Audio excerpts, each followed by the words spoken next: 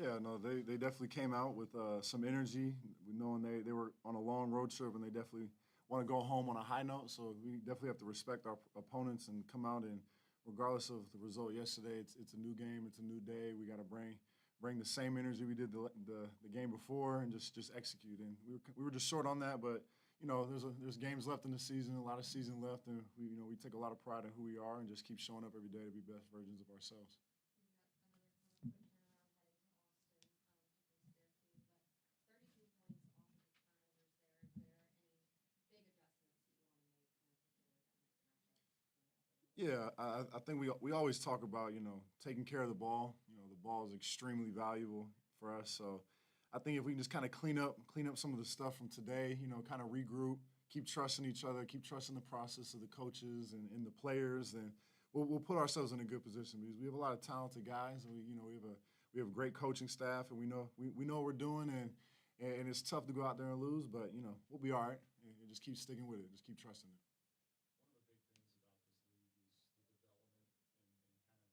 One of the big things about this league is the development and kind of the way you learn from games like this. What can you learn from the type of mentality and the type of intensity that Dane Danger brought tonight? And how do you not allow that to happen moving forward? Yeah, I think it's a pride thing. It's individual efforts and then it's team effort. So I think it kind of goes on both ends. Just seeing a guy getting it going and matching that physicality, if not bringing more than what he's doing, because clearly he's a strong guy, athletic guy. He knows how to put the ball on the floor. He knows how to find the goal, get fouled. So I think just matching that intensity, if not bringing more, and knowing that regardless of a game like last night, he didn't necessarily perform to what he would have wanted. He definitely came out tonight and brought the energy. So just knowing, just respecting your opponents is definitely one of the most important things. Where regardless if it's on a back-to-back or not, or whatever it is, just that respect is very key. I'm Sasser. So you're about 80% tonight below the arc, and it just seems like every time you get the ball, you can take it to the hole. What do you think you need to do in order to increase those opportunities so that the team can take advantage of that scoring potential you got? Yeah, no, I think it's for me. The biggest thing for me is I enjoy just letting the game just happen, like not going out there and saying I gotta score this, I gotta do that. Just letting the game happen and let the opportunities happen because I think that's just the most fluid for us. It's the most natural for us, and it'll lead to a lot of positivity on both ends of the floor instead of saying we got to get the ball to somebody and just let them do their thing. So I think obviously was efficient around the rim and just keep trusting. I think that's kind of the biggest thing I always go back to is just keep trusting the players, trusting the team, and just trusting all the opportunities that will come out there. Because if you just let the game come to you, it'll show love in moments that it needs to. So just keep trusting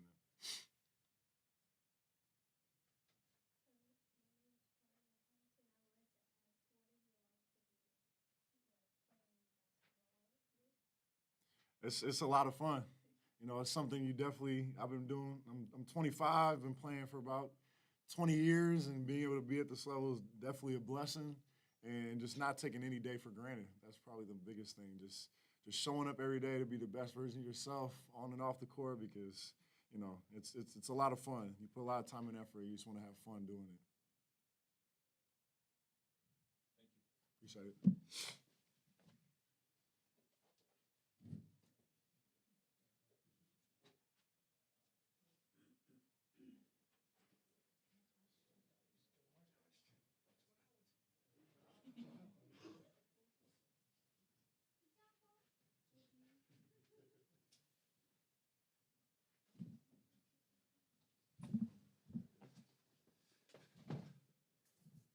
I've got head coach Max Super. I'll let you start having. Just want to touch on turnovers and points off turnovers, 32 points allowed. Anything that you're kind of looking to clean up before you head to Austin? Because I know when we talked, you said previous games kind of come down to a few possessions, but this one maybe seemed to go down. Yeah, it's tough. Man, it's just common sense when the other team has more chances to score than you do. It's not going to be, unless you're being amazingly efficient in those possessions, it's not going to be very easy to win. So throwing the ball to the other team is not a good formula. And, 19-9 turnovers. Not a performance we are proud of from that standpoint. And we got to be better. We got to hold guys accountable. as a staff, we got to help put them in better spots so they are avoiding those turnovers. Now, I give Sioux Falls credit. Bez Mbang, very disruptive, ball pressure, gave Delano a hard time tonight. So back to the drawing board. Very unfortunate we committed that many turnovers. And then the other part of it is when you do turn it over, they had, like you said, 32 points off turnovers. You got to have more resistance. Can't just give wide open run out layups on those turnovers. Right, three of their starters, 20 points. How difficult is it when so many guys are approaching to kind of try to contain what they're able to do? Yeah, those guys played a great offensive game. When players are out, Jameer Young, Vlad Golden, Dennis Smith Jr., more opportunity for everyone else. So you always see this in the G League. Guys up their aggression. They take more shots than they usually would. I actually predicted Christopher would take more shots, but he's coming back off injury. So Keels, Danger, Madsen, they all handled business. You know, they were pros tonight, and we were not pros on our side.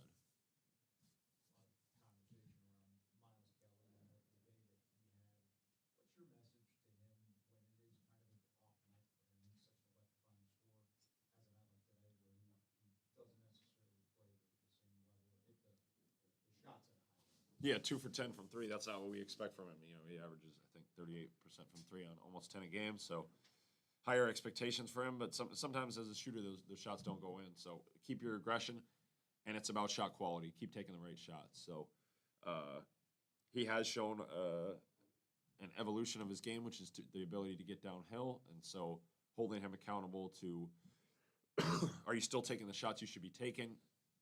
Are you doing more than just being a shooter? And then are you able to draw attention from other guys when it's not necessarily your night? And, you know, the theme with him all season has been quick decisions on the catch, so don't hold the ball. So when you catch it, make a quick read. Shoot it, drive it, pass it, play it in the next action. We don't want to stall out.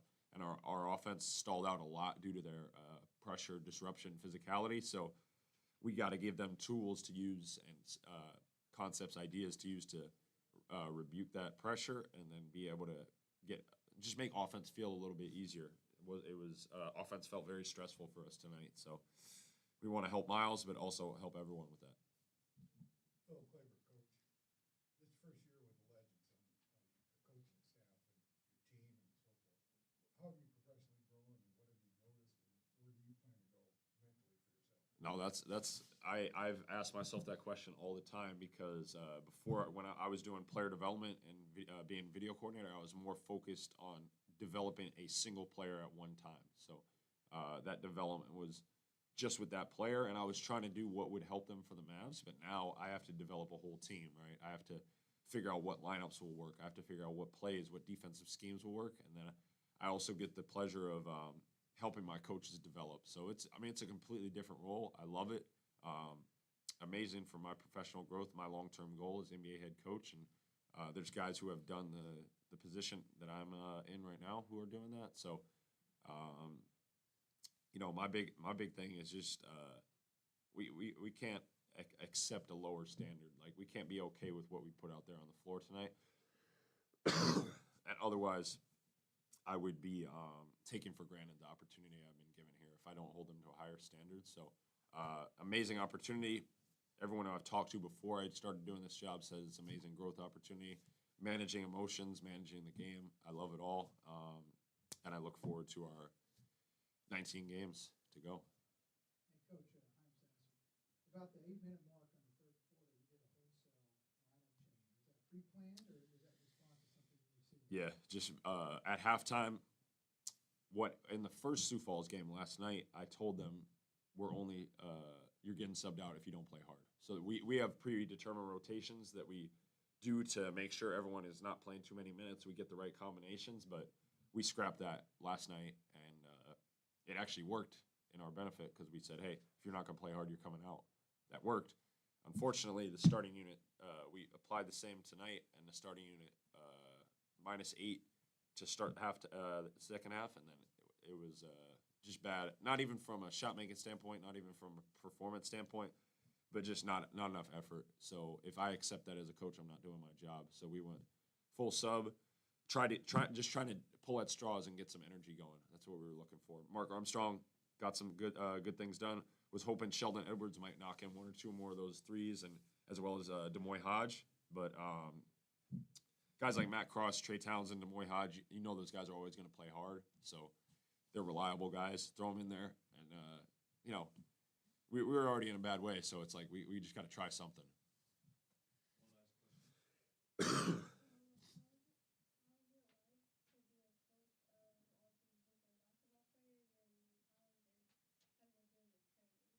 Oh man, they training is crucial, right? You have to prepare for performances, right? So you guys, as the fans, you come out and watch the game, 2 hour or 2 hours and 8 minute showcase of what we've done. But there's film sessions, weightlifting sessions, individual workouts, practices, all these different things that go into it. So if you do not take your preparation of the utmost seriousness, you are preparing to fail in the game. So you have to. We use the phrase "being a pro," common phrase. Be professional, handle your business, prepare at a high level. So then, when your performance is tested, now you can showcase good things. You can score the ball, play good defense, make an assist. So again, you guys just see the product that goes out on the court. We put a lot more into it, and you know, we got to go back to the drawing board. It's not good enough right now. We gotta be better. We gotta prepare better. The staff has to reflect and be better, but all the players have to look in the mirror as well and play better. Thanks, Coach. Thank you, guys.